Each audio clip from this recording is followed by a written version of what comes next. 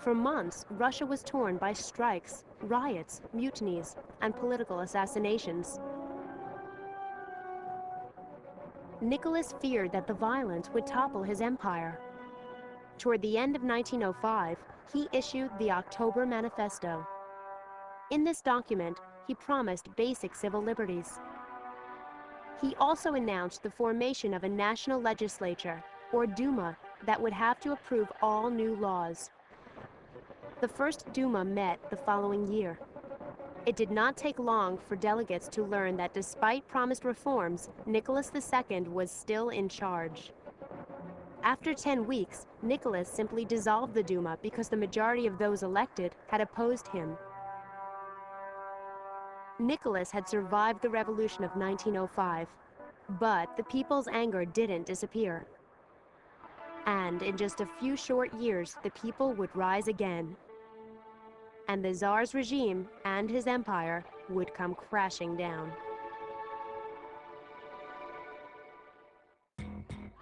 Did you know? In 1932, the Hollywood studio MGM released Rasputin and the Empress, a film that portrayed a love affair within a fictional Russian royal family. But the princess in the film was based on real-life Russian princess Irina Romanov-Yusupov, who filed a lawsuit against MGM, claiming libel. Because she won her suit, all Hollywood films now include a disclaimer.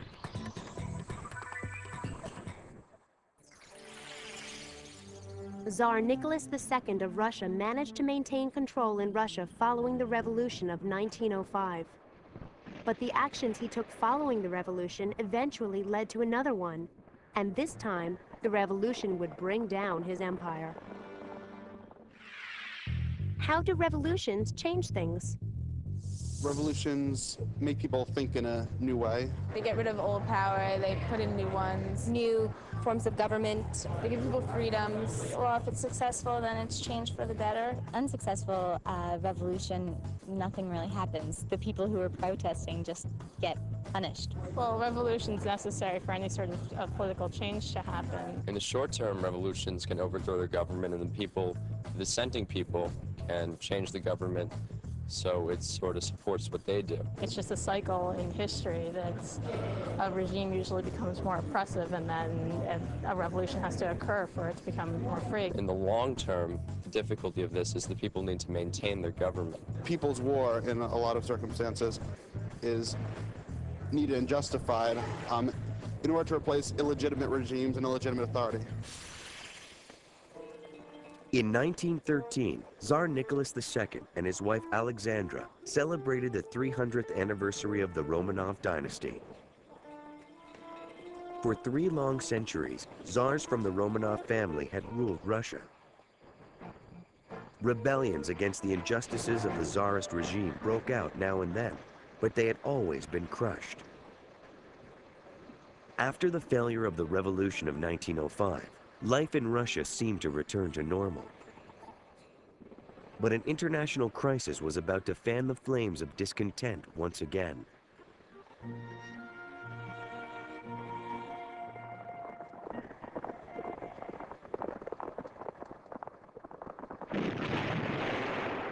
When World War I erupted, Tsar Nicholas sent his armies into battle against Germany.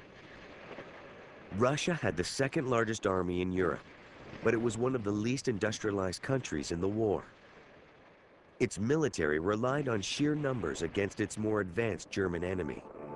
As a result, Russian casualties mounted quickly. Rumors of military incompetence spread, and soon turned the Russian people against the war. To help bolster morale, Nicholas decided to go to the front lines and take control of the army himself. While he was away, Tsarina Alexandra was left in charge of the country.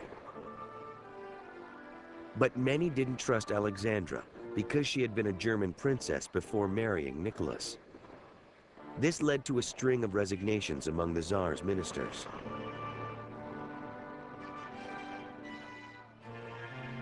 The Tsarina put her trust in a man whose name would come to haunt the Tsar, Grigory Rasputin. Rasputin was a semi-literate peasant and a self-professed holy man. He was well known for his religious fervor and earthly indulgences. But Rasputin had won Alexandra over with his charisma and his ability to help her son. Alexis, the Tsar's only son, had hemophilia, a genetic blood disorder. Rasputin seemed to be the only person who could alleviate the boy's suffering.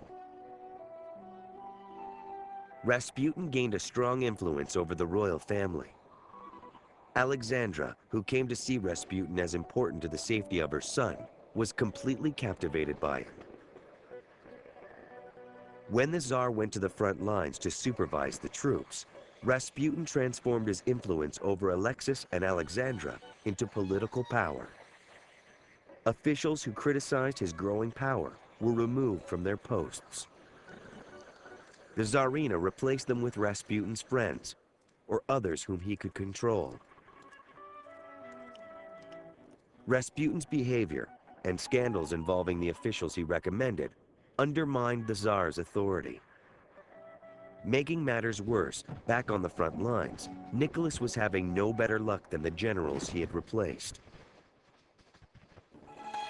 The Tsar's popularity plummeted as Russian casualties mounted. Food became scarce, and inflation increased the suffering on the home front. Seeing that the empire was in trouble again, a group of wealthy Russian nobles in St. Petersburg, including the Tsar's cousin, decided that the Tsar's authority must be returned. Getting rid of Rasputin was the first step. In December 1916, they plotted to assassinate Rasputin and end the shame he was heaping on the monarchy. When a generous portion of poison failed to kill him, Rasputin was shot, and his body was thrown into the frozen Neva River. But it was too late. Rasputin's incompetent political appointees had helped convince the Russian people that the Tsar's government was hopeless. And as the Tsar's ongoing war with Germany made Russia's failures mount and its food dwindle, the government was rocked to its very foundations. Finally, Nicholas was forced to abdicate in 1917. He became a prisoner, first in his own palace, then in Siberia. Russia erupted into revolution and civil war. Revolutionary Bolsheviks seized power and battled against the forces still loyal to the Tsar. The Bolsheviks feared that the Tsar might one day return to power. So on the night of July 16, 1918, they executed the Tsar and his family.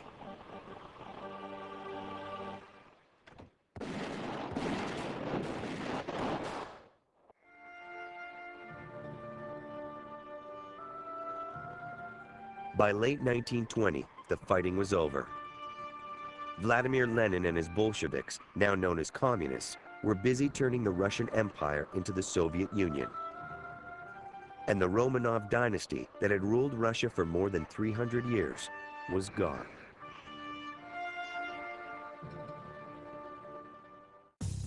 You've been given all the information. Now it's your turn to discuss the questions. Take a moment to talk about the following. What tensions within Russia led to the revolution of 1905? How did the actions of the Tsar and Tsarina bring down the Russian Empire? We hope you've enjoyed this assignment discovery journey into the lost empires of Asia and Russia. If you'd like to learn more about what you've just seen, go online or check out these books at your local library. That's a wrap for today, but tune in next time as America goes to war with itself.